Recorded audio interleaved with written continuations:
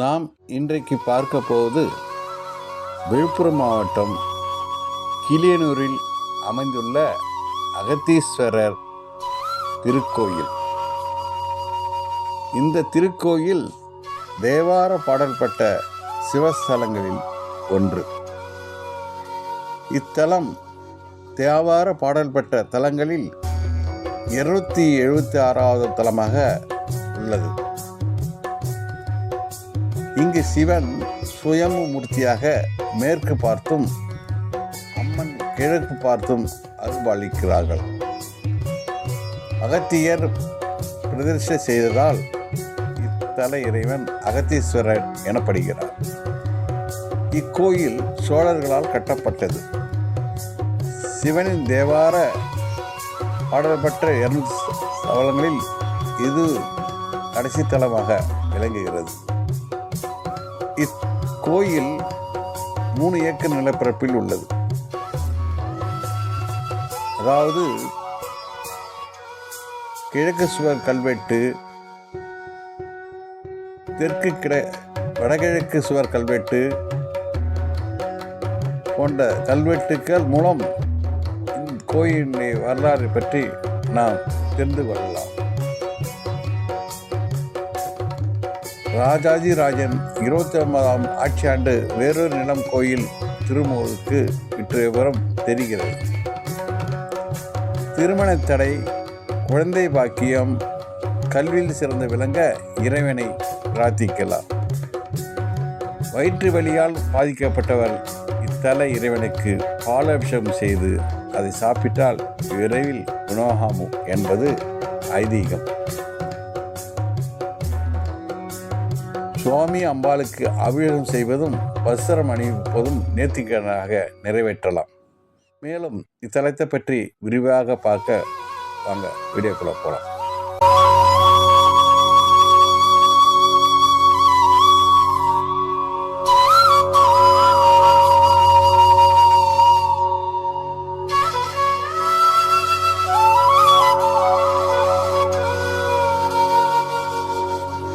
நாம் இப்பொழுது பார்த்து கொண்டிருப்பது விழுப்புரம் மாவட்டத்தில் கிளியனூரில் அமைந்துள்ள அகத்தீஸ்வரர் பாடல்பட்ட சிவஸ்தலத்தை பார்த்து கொண்டிருக்கிறோம்.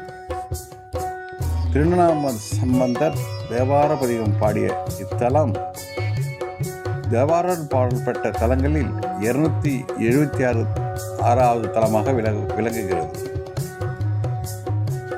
இங்குள்ள மூலவர் அகத்தீஸ்வரர், அம்மன் அகிலாண்டேஸ்வரி, தலவிருட்சம் வன்னி மரம், தீர்த்தம் அக்னி கண்ண தீர்த்தம். இந்த திருக்கோயிலில் மகா சிவராத்திரி, ஐப்பசி அன்னாபிஷேகம், மார்க்கு திருவாதிரை போன்ற சிறப்பு விழாக்கள் நடக்கும்.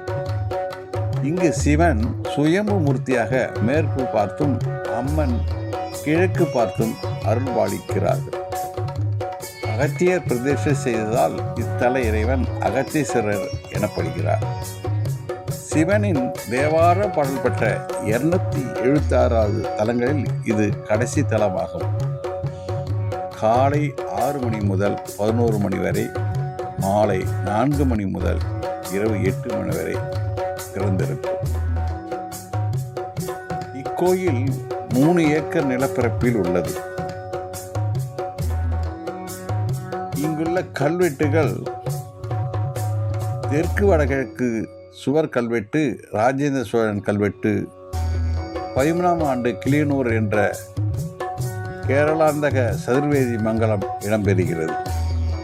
கிழக்கு சுவர் கல்வெட்டு பரகேசரி 10ஆம் ஆட்சியாண்டு ஆறுங்களத்தைச் சேர்ந்த தீயன், சாத்தன் ஆகிய பராசுரன் என்பவன் அக்னீஸ்வரமுடையார் கோயிலுக்கு அமாவாசை மற்றும் சங்கராந்தி நாட்களில் வழிபடுவதற்கு உதவியுள்ளார்.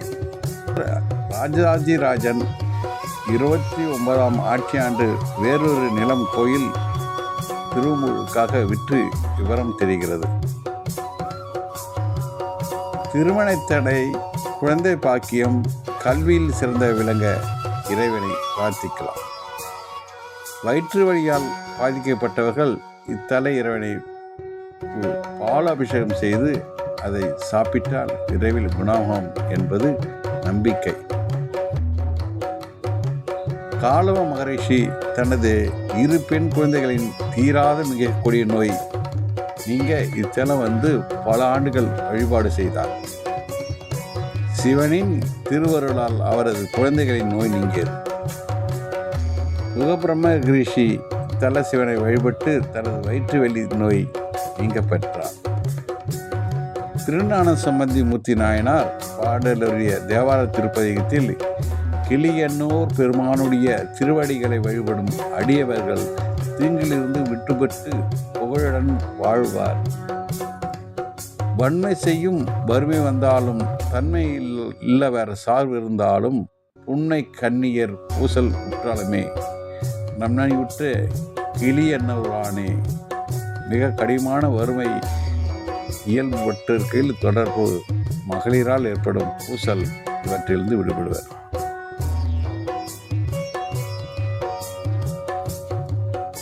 கல்வெட்டியில் பரந்தாங்கனுடைய ஆட்சியில் கிராம அதிகாரி ஒருவர் அமாவாசை மாத பிரத்திரங்களை சிறப்பாக நிவேதங்களுக்கு மானியம் வழங்கியதாக செய்திகள் உள்ளன.